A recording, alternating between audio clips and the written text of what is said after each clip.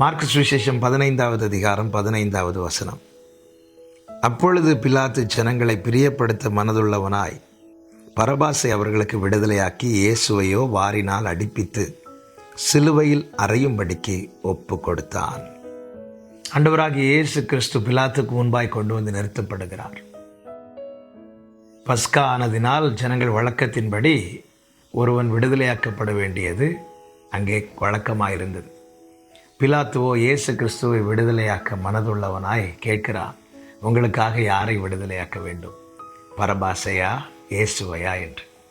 அப்பொழுது ஜனங்கள் எல்லாரும் சொன்னார்கள், பரபாசை எங்களுக்கு விடுதலையாக்கும், இயேசுவை சிலுவையில் அறையும் என்று. இப்பொழுது இயேசு கிறிஸ்து ஒப்பு கொடுக்கப்படுகிறார். இயேசு கிறிஸ்து ஒப்பு கொடுக்கப்பட்டது நிமித்தம் இந்த பரபாஸ் விடுதலையாக்கப்படுகிறார்.